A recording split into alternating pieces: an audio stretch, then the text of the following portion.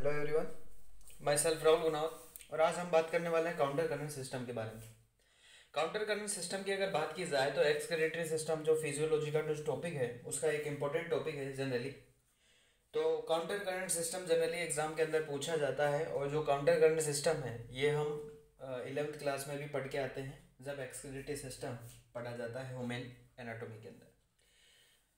Generally counter current system की अगर बात की जाए तो जो काउंटर करंट सिस्टम है ये हमारी किडनी के अंदर प्रेजेंट होता है।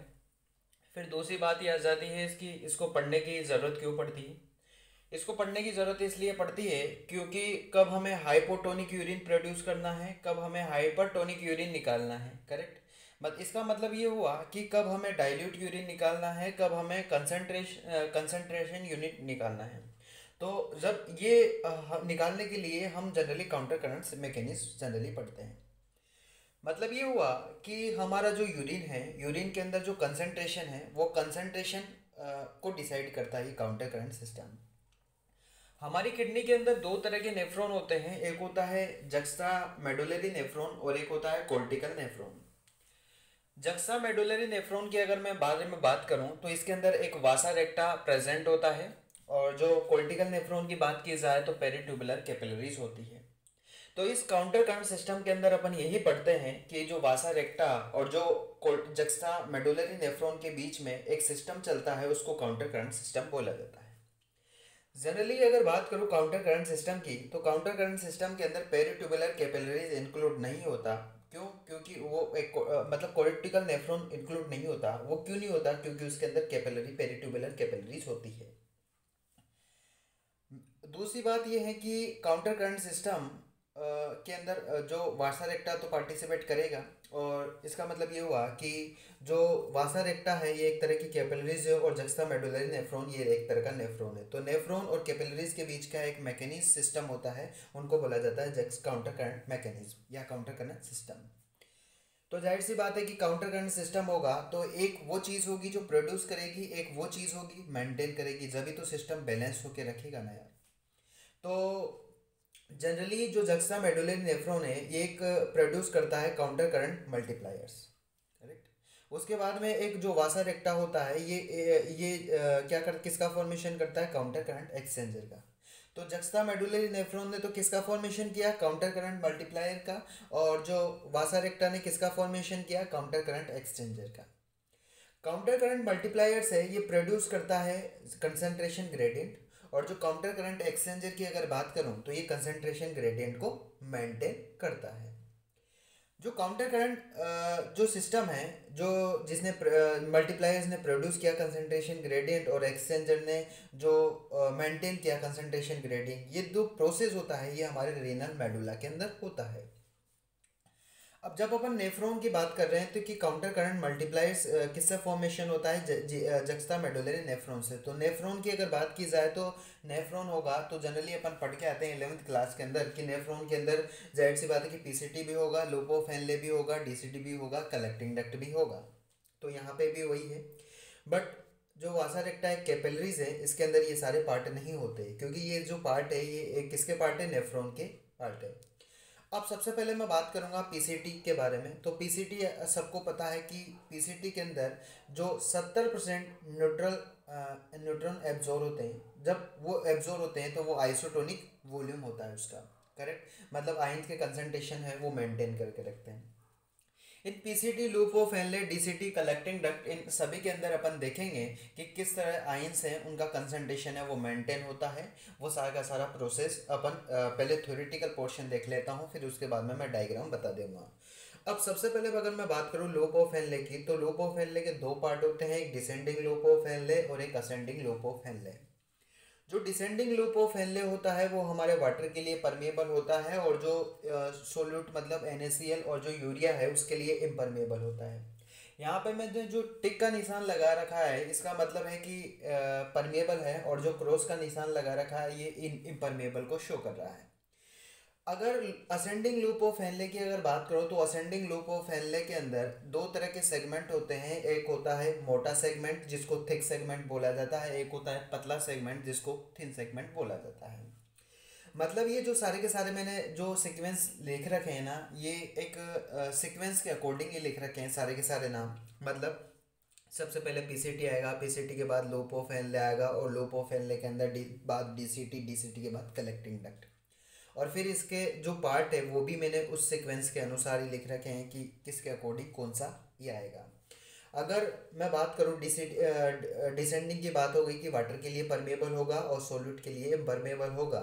अगर असेंडिंग की बात करूँ तो असेंडिंग के लिए मैंने कहा था कि दो सेगमेंट होते हैं, एक थिन सेगमेंट और एक thick segment.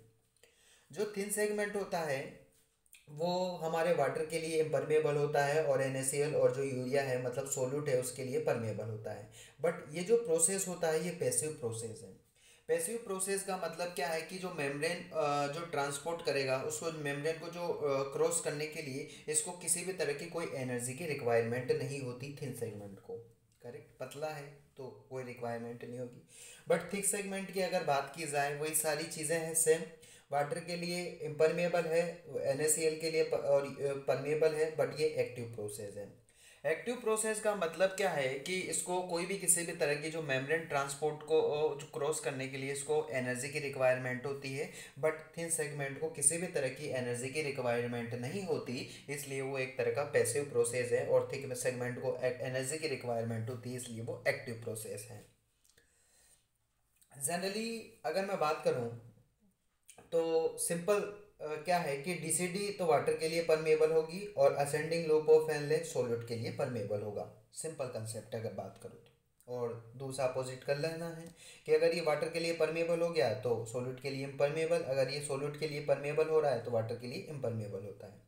Loop of Henle के बारे में डिस्कस कर लिया। अब मैं बात करूँगा डीसीटी के बारे में। अब डीसीटी की अगर बात करूंगा तो डीसीटी के अंदर दो तरह के एक प्रोक्सिमल पार्ट होता है, एक डीसीटी डिजिटल पार्ट होता है। जो अब जाहिर सी बात है कि थिक सेगमेंट वाटर के लिए इम्परमेबल है तो थिक सेगमेंट के कंटिन्यू होगा, और ये हमारे प्रोक्सिमल पार्ट ऑफ डीसीटी का फॉर्मेशन करेगा। तो अगर ये वाटर के लिए इम्परमेबल है तो ये भी वाटर के लिए इम्परमेबल होगा। करेक्ट। डिजिटल की अगर बात करूँ तो ये वाटर के लिए परमेबल होगा, जबकि ये इम्परमेबल है। अब मैं बात करता हूँ कलेक्टिंग डक्ट के बारे में। अगर कलेक्टिंग डक्ट की अगर बात की जाए तो कलेक्टिंग डक्ट के अंदर दो पार्ट होते हैं, एक आउटर मेडुलरी पार्ट और एक inner medullary part. Outer medullary part मतलब पेरिफेरल पार्ट है, मतलब बाहर वाला पार्ट है, और इनर मेडुलरी मतलब अंदर वाला पार्ट है। तो जो आउटर मेडुलरी पार्ट होता है, ये देखो मैंने क्या बोला कि डिस्टल कंटिन्यू होके हमारे आउटर मेडुलरी पार्ट का फॉर्मेशन करेगा, और ये वाटर के लिए परमेबल है तो जाहिर सी बात है कि ये भी वाटर के लिए परमेबल होगा। और क्योंकि ये कंटिन्यू जा रहा है ना प्रोसेस, तो ये जो सीक्वेंस लिखे रहे हैं ना मैंने कि सबसे पहले जो थिन सेगमेंट होगा, थिन सेगमेंट के बाद थिक सेगमेंट होगा, उसके बाद में डीसीटी का प्रोक्सिमल पार्ट होगा, उसके बाद में डीसीटी का डिजिटल पार्ट होगा, उसके बाद में कलेक्टिंग का आउटर मेडुलरी पार्ट होगा, उसके बाद में कलेक्टिंग का इनर मेडुलरी पार्ट होगा। जो सारे के सारे ये जो पार्ट है ये कंटिन्यू पार्ट है, मतलब एक तरह से सीक्वेंस के अकॉर्डिंग है ये। जिस तरह से यहाँ पे मैंने बताया कि डिजिटल वाटर के लिए अगर परमेबल है तो ये जो कंटिन्यू हो रहा है, अगर ये वाटर के लिए परमेबल होगा तो ये भी वाटर के लिए क्या होगा, परमेबल होगा। अब जाहिर सी बात है कि अगर ये चीज़ अपन को पता है कि ये वाटर के लिए परमेबल हो रहा है तो ये वो भी वाटर के लिए परमेबल होगा, और दूसरा तो अपन को अपोजिट करना ही है। बस एक कंसेप्ट याद रखना है, दूसरा ऑटोमेटिक अपोजिट कर देना है। जिस तरह से अपन ने यहाँ पे देखा कि डीसी डीसी जो हमारा लो प्रोफाइल है वो डिसेंडिंग वाला तो वाटर के लिए परमेबल है, बस एक चीज़ याद होनी चाहिए अपन को, दूसरी तो अपोजिट कर देंगे अपन। जो असेंडिंग की अगर बात की जाए इसके अंदर भी अगर एक कंसेप्ट याद है, मतलब ये सोल्यूट के लिए परमेबल है, तो दूसरा जो वाला जो कंसेप्ट है वो ऑटोमेटिक उसका अपोजिट कर देंगे। अब जो कलेक्टिंग डक्ट के बारे में बात होती है ये एडीएच वर्क करता है यहाँ पे।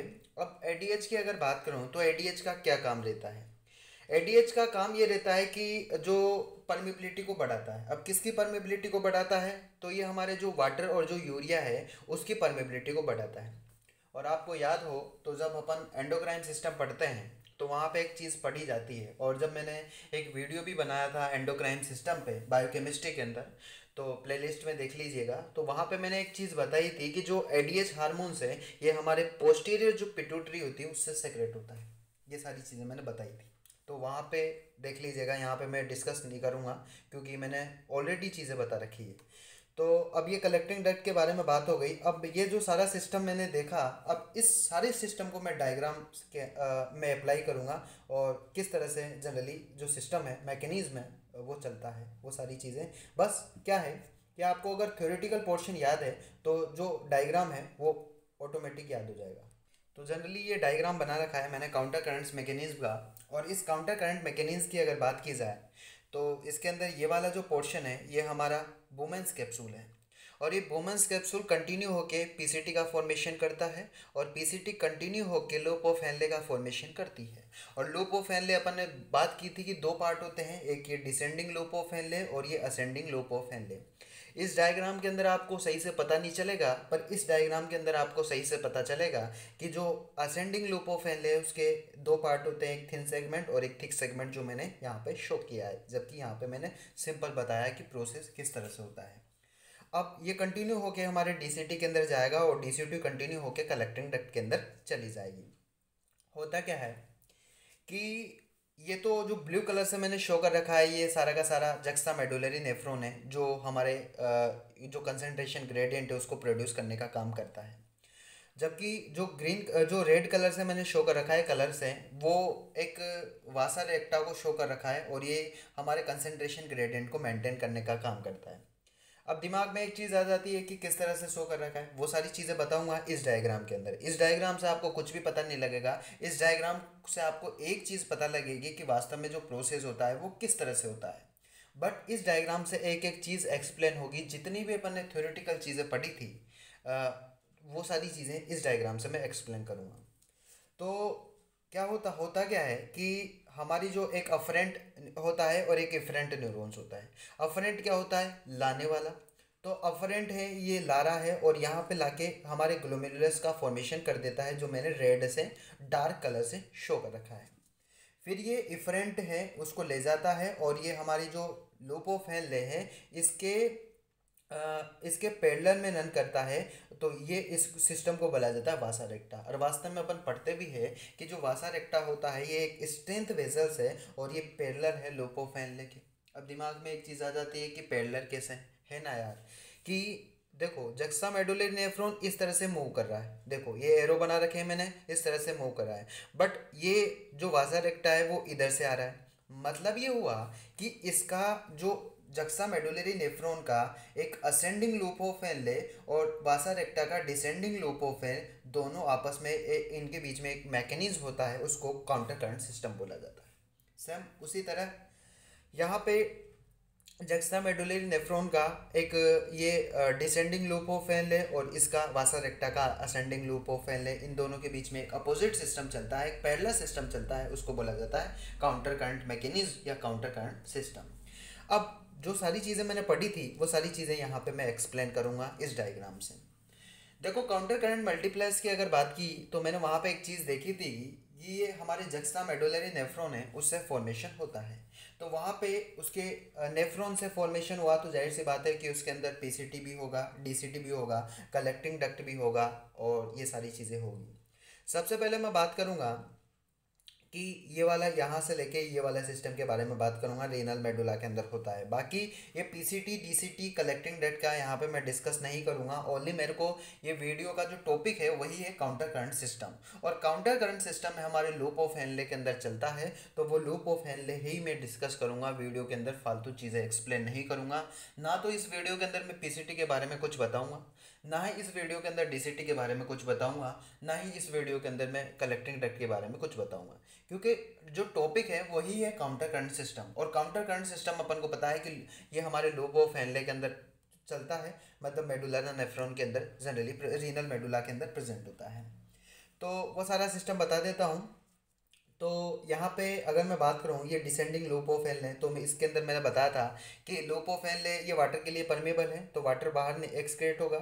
और ये असेंडिंग है, इसके दो सेगमेंट है, एक थिन सेगमेंट एक थिक सेगमेंट। ये दोनों सोल्यूट के लिए परमेबल होता है, मतलब NaCl और यूरिया के लिए परमेबल होगा, मतलब ये बाहर निकलेंगे। अब एक चीज़ समझ में आ जाती है कि देखो अगर मैं बात करूं कि यहाँ से वाटर मॉलिक्यूल्स बाहर निकल रहा है, अगर वाटर मॉलिक्यूल्स बाहर निकल रहा है तो जाहिर सी बात है कि यहाँ पे जो सोल्यूट का जो कंसंट्रेशन है, जो NaCl है, देखो डीसीटी देखो ढंग से समझाता हूँ कि ये जो डीसीटी है वाटर के लिए परमेबल है। वाटर के लिए परमेबल है, इसका मतलब क्या है कि वाटर एक्सक्रिएट हो रहा है। जब वाटर एक्सक्रिएट हो रहा है मतलब यहाँ पे वाटर के लिए तो परमेबल है, बट किसके लिए इम्परमेबल है? हमारे सोल्यूट के लिए, मतलब NaCl के लिए परमेबल है। जब सोल्यूट के लिए इम्परमेबल है तो सोल्यूट का कंसंट्रेशन तो यहाँ ज़्यादा होगा, तो यहाँ पे मैंने सोल्यूट का कंसंट्रेशन ज़्यादा शो किया है। बट अगर मैं इसके बारे में बात करूँ डीसीटी के बारे में, तो यहाँ से NaCl के लिए परमेबल है, मतलब NaCl लगातार बाहर निकल रहा है, निकल रहा है, निकल रहा है, निकल रहा है। तो यहाँ आते आते सोल्यूट मतलब बहुत ही कम हो जाएंगे, उसका अमाउंट है वो बहुत कम हो जाएगा। अगर अमाउंट बहुत कम हो जाएगा मतलब कंसनट्रेशन है वो बहुत ही कम हो जाएगा। अगर कंसनट्रेशन, इसलिए ये मैंने कंसनट्रेशन कम हो जाता है। अब दिमाग में एक चीज़ आ जाती है कि ये कंसंट्रेशन ज़्यादा हुआ, कंसंट्रेशन कम हुआ, इससे क्या मतलब निकला? तो जनरली काउंटर करंट सिस्टम के अंदर पढ़ते ही है ये हम कि यूरिन के अंदर कब हमें हाइपोटोनिक यूरिन प्रोड्यूस करना है, कब हमें हाइपरटोनिक यूरिन प्रोड्यूस करना है। इसका मतलब ये हुआ कि हमें कब डाइल्यूट यूरिन प्रोड्यूस करना है, कब हमें कंसनट्रेट यूरिन एक्सक्रेट करना है। वो सिस्टम ही यहाँ पे अपन ने पता लगा लिया। अब जाहिर सी बात है कि ये चीज़ तो अपन ने समझ ली, बट अब सिस्टम बात ये दिमाग में एक आ जाती है कि वासा रेक्टा कैसे काम करता है। इसके अपोजिट देखो, मान लो अगर यहाँ से वाटर लगातार ही एक्सक्रिएट होता रहा तो पानी तो पूरा निकल जाएगा। भाई पानी तो पूरा निकल जाएगा, तो उसको मेंटेन करने के लिए भाई इसने तो क्या कर दिया, एक्सक्रिएट करने का काम कर दिया। करेक्ट, मतलब इसने तो प्रोड्यूस करने का काम कर दिया। ये तो काउंटर करंट मल्टीप्लायर्स हैं, इसने तो प्रोड्यूस कर दिया। बट यार उसको मेंटेन भी तो करना पड़ेगा, क्योंकि अगर उसको मेंटेन नहीं करेगा कंसंट्रेशन ग्रेडियंट को, तो हमारा जो कंसंट्रेशन ग्रेडियंट है वो कैसे बैलेंस हो पाएगा, मतलब मेंटेन ही नहीं रह पाएगा। तो उसको मेंटेन करने के लिए सिस्टम होता है, उसको बोला जाता है वासा रेक्टा।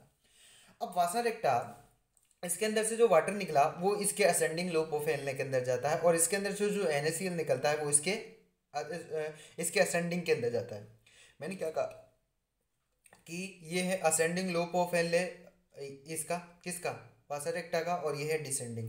तो और ये इसका असेंडिंग, ये इसका डिसेंडिंग, तो अपोजिट सिस्टम चलता है, इसका डिसेंडिंग, इसका असेंडिंग, इसका असेंडिंग, इसका डिसेंडिंग। इनके बीच में जो सिस्टम चलता है उसको बोला जाता है काउंटर करंट मैकेनिज्म। और ये काउंटर करंट सिस्टम से मैकेनिज्म से जो सिग्निफिकेशन की अगर बात की जाए तो क्या सिग्निफिकेंस निकलता है?